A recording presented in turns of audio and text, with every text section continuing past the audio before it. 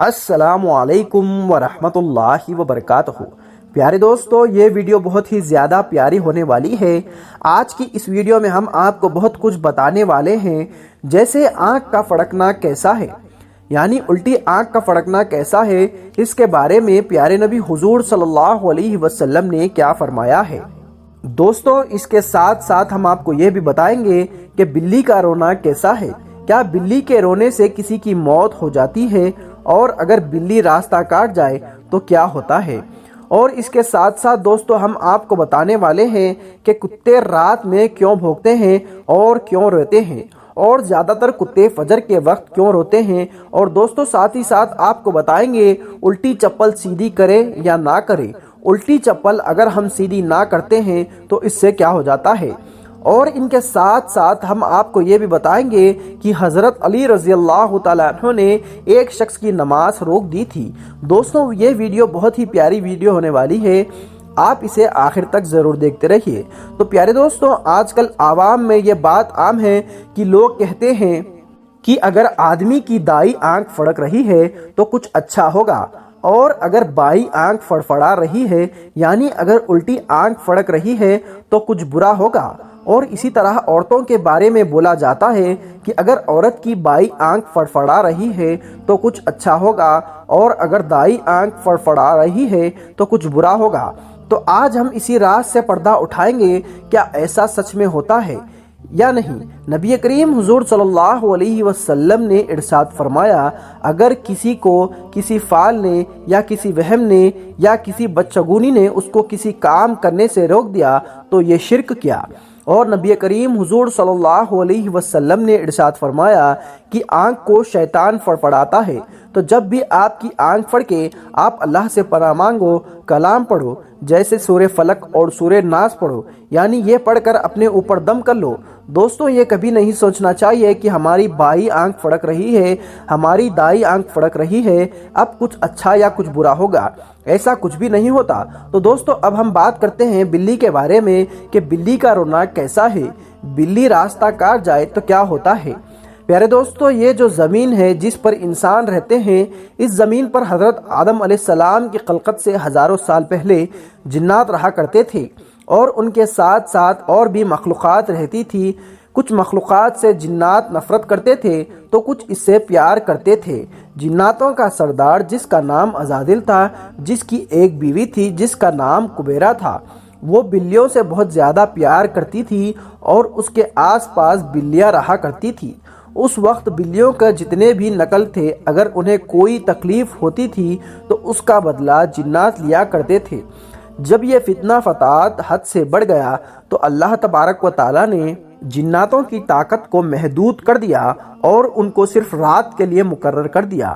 تو جناتوں کا راجا، جس کا نام عزازیل تھا، اس کی بیوی کبیرہ جو بلیوں سے بہت پیار کرتی تھی، اس نے اللہ سے دعا کیا کہ اے اللہ، ہمیں اتنا تنہا نہ کر۔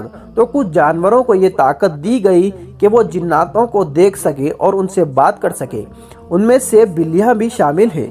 اسی لیے آج بھی اگر بلیوں کو جنات دکھ جاتے ہیں تو وہ عجیب کیفیت میں رونے لگ جاتی ہے، اور اس بلی کے رونے سے یا چیخنے سے انسان کو کوئی نقصان نہیں ہوتا۔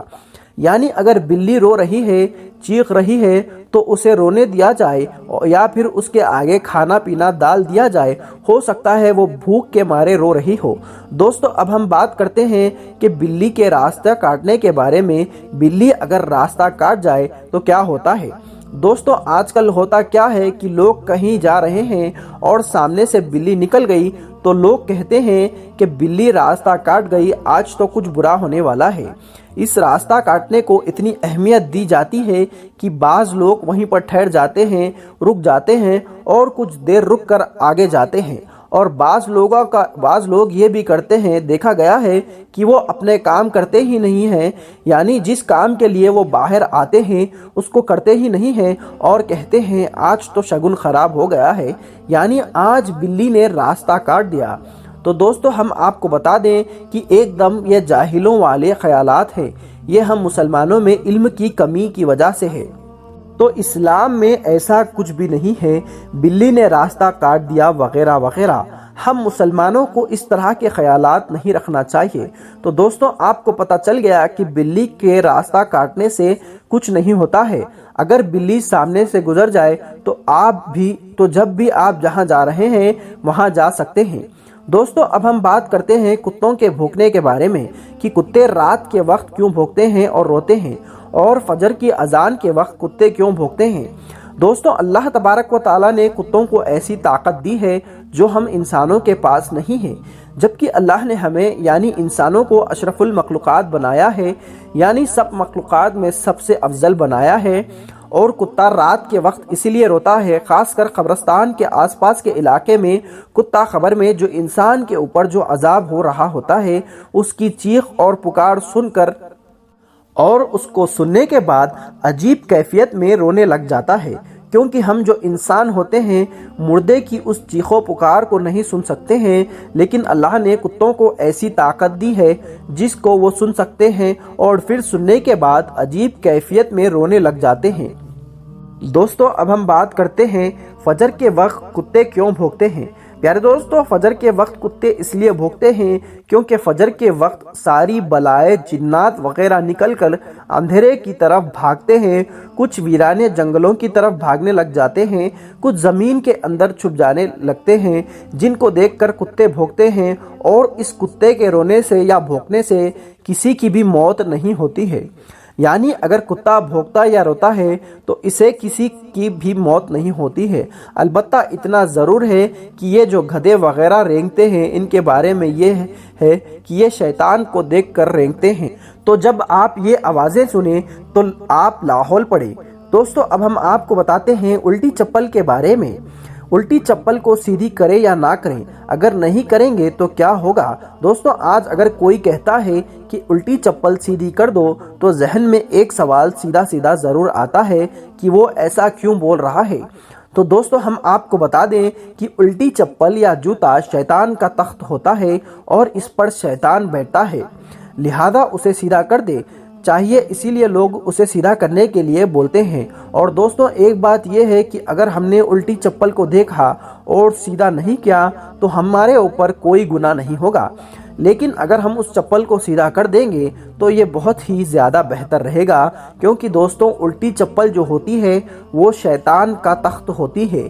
اگر ہم الٹی چپل کو دیکھ کر بنا سیدھے کیے ادھر سے نکل جائیں گے اور یہ سوچیں گے کہ ہم نے سیدھا نہیں کیا تو یہ بات سچ ہے کہ ہمارے اوپر کوئی گناہ نہیں ہوگا، لیکن دوستوں یہ بھی ایک دم جاہلوں والی بات ہے کہ جس چیز پر شیطان کا تخت ہے اسے ہی بھلا ہم نے سیدھا نہیں کیا، لہٰذا الٹی چپل یا جوتے کو سیدھا کر دے۔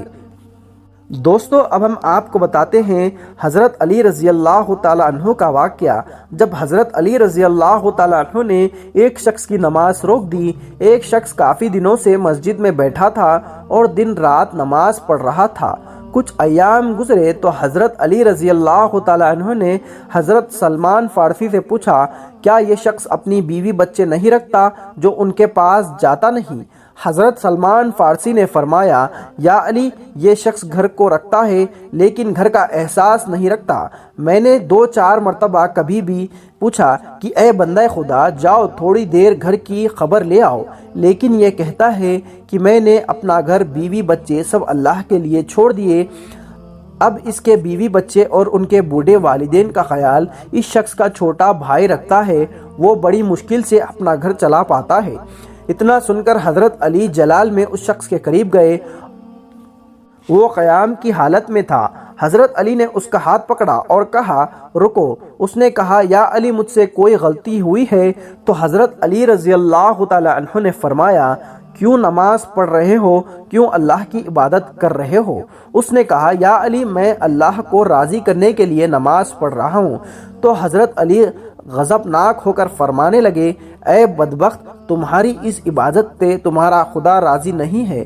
یہاں تم عبادت کر رہے ہو اور ادھر تمہارے ایک ایک ذکر اور سجدے کا ثواب تمہارے اس بھائی کو مل رہا ہے۔ اس نے کہا یا علی وہ کیسے؟ تو حضرت مولا علی نے فرمایا کہ اللہ اس شخص کو پسند نہیں کرتا جو اپنی ذمہ داریوں سے منہ موڑ لیتا ہے۔ جاؤ پہلے اپنے بچوں کی اچھی پرورش کرو، اپنی بیوی سے احساس اور پیار کرو، اپنے بوڑھے ماں باپ کی عزت کرو، ان کا خیال کرو۔ اس کے بعد اگر تم ایک سجدہ بھی دل سے کرو گے تو اللہ تبارک و تعالیٰ تمہارے سجدوں کو قبول کرے گا، کیونکہ روز محشر حقوق اللہ سے پہلے اللہ حقوق العباد کے بارے میں پوچھے گا۔ جو بندوں کا حق پورا نہیں کرتا تو اللہ ایسے بندوں کی عبادت قبول نہیں کرتا۔ دوستو، امید کرتے ہیں آج کی یہ ویڈیو آپ کو پسند آئی ہوگی۔ دوستو، اگر ویڈیو پسند آئی ہے تو اس ویڈیو کو زیادہ سے زیادہ شیئر کر کے اپنے کچھ قریبی لوگوں میں ضرور پہنچائیے۔ تو چلیے دوستو، پھر ملیں گے ایک نئی ویڈیو کے ساتھ، تب تک کے لیے اللہ حافظ۔